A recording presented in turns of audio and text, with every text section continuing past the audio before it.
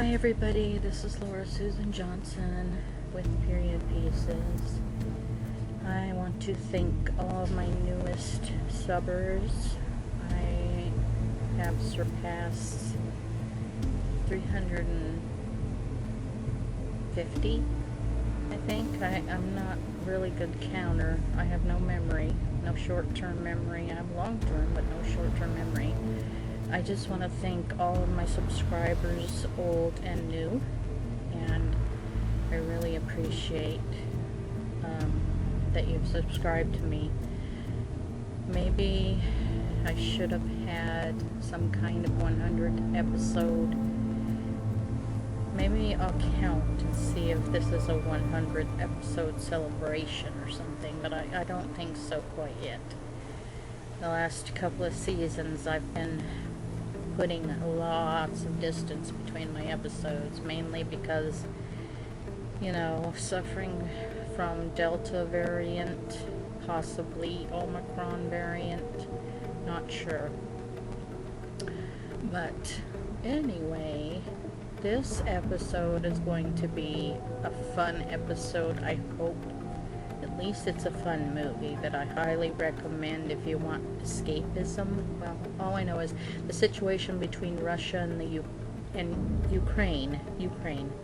I know that's a little tense right now, but this movie, nevertheless, is really fun. I liked it from the moment I saw it, probably in 2020, and I think I saw it to escape the worries and frustrations I had with, you know, this new coronavirus thing that happened in 2019, late 2019 into early 2020.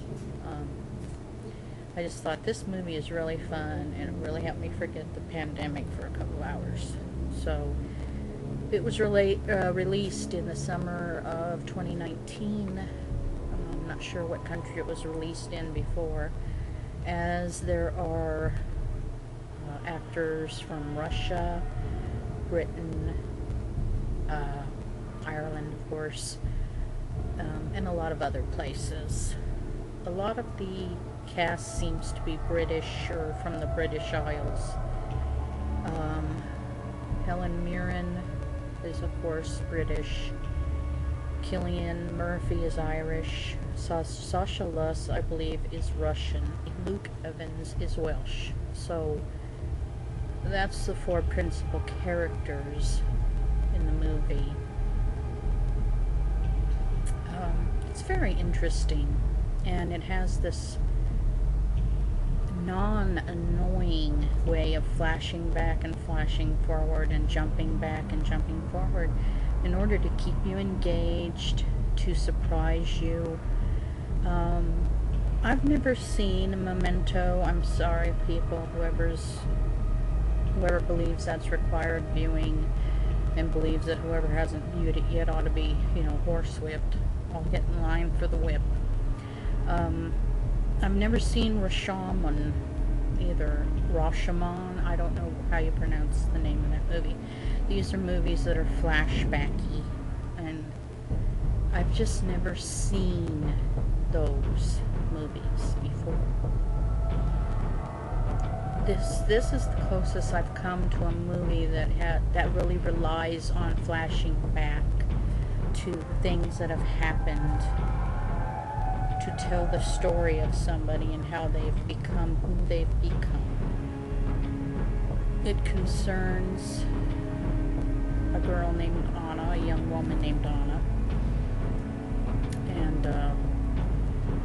when you see her chronologically for the first time, she's already past the age of 18, so she's in a low place chronologically. You don't see her at the first time, you know, when you see her first frame in the movie, that's not chronological. That's more close to what she's become as she's grown and learned and survived. She's extremely intelligent. She's beautiful, of course, but this movie is fun, and I've never seen Lucy. This is from the makers of Lucy with Scarlett Johansson. And this is, you know, I don't know if Lucy is directed by Luc Besson, but Luc Besson directed this one.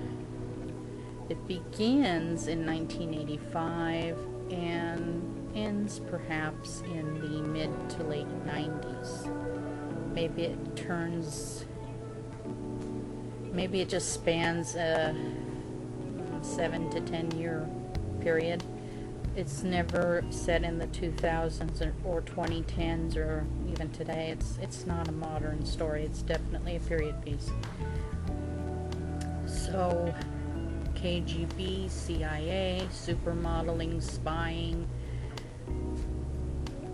a crazy amount of fun, some ultra violence, but I take it all in fun.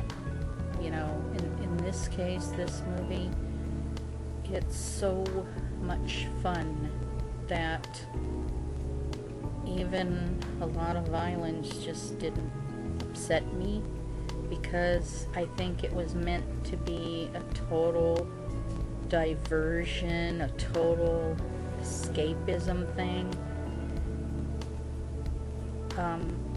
Though everybody acted so well, including Sasha Luss, who plays Anna.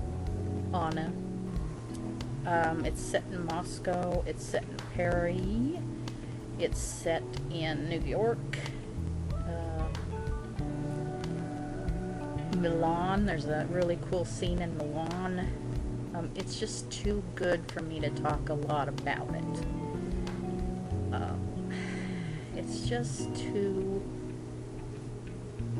intricate, and the flashbacking and flash forwarding, you have to really be this is not a movie where you can just, unless you're only in the mood for background noise and that's all you cared about when you put the movie on. If you care about the story, if you care about the characters, you have to pay attention to those times when the screen darkens and it says 5 years later, 3 years earlier, etc. Because the story depends on that. Because there's so many surprises. It's like you unwrap a little it's like the Russian nesting dolls that Anna has been selling before a talent scout looking for models comes across her at a Russian market. You open one doll and there's a surprise. You open another doll, there's a surprise. So those surprises are wrapped in that 3 years later that you're going to see before the next scene opens. So, that said, I think that's about all I want to say for this review. It's just such a good movie. It's such a good escapism movie. There's elements of reality to it, but it's about somebody being in power, abusing their power, or just plain, you know, they were okay when they first started, but it was time for them to go because they got corrupted, or they just got too ruthless or too murderous or something. And the packages, there was a really bad surprise package at the beginning, you know what I mean? So there's not a whole lot of spoilers in this review, but I'm just gonna say, if you don't like, you know, certain things like shootings, fighting, brawls, big brawls, this isn't your movie. If you're against violence of any kind in films, don't watch this. The music is awesome, and I'm gonna go ahead and list the guy who does the music just because his music really went with the scenes, all of them. And there's a theme song, you know, Don't Mess With Me, I'm a Criminal, by somebody, and I'll try to put that up too. It's got a really, it's just almost like the perfect escapism movie for me. It's just so well put together. just long enough to where, you know, you're just satisfied. You're just perfectly satisfied. You get your appetizer, your salad, your 5-course meal. Your drink is delicious, you know, the finest house wine there is, and your dessert is just delectable, and you go home. And if you're with a lover, you have the best sex of your life, that kind of thing, and then you're just so satisfied. It's just, for me, that's what it was. It was like the perfect dinner date in a movie, except the movie itself is that satisfying, and I don't have sex. So, if you just want a good action movie, my favorite scene was the restaurant brawl. It was better than the brawl towards the end. It was just fun to watch, and usually I don't like violence, but that was a good movie. That really was fun to watch, and the music was so good that accompanied that scene. Anyway, that's the end of this review. I hope you enjoy the pictures, what I call a slideshow. I don't really put in moving clips into my reviews because I feel like, you know, they're just going to slap on more and more copyright restrictions.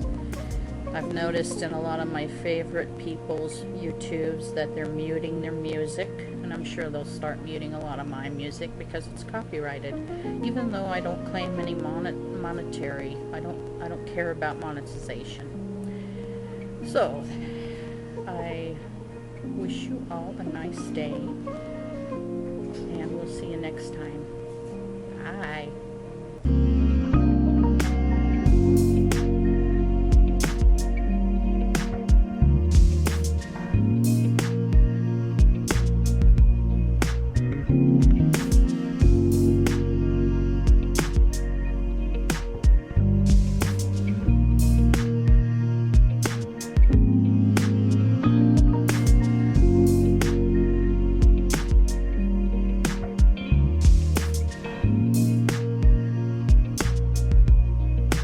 Thank you.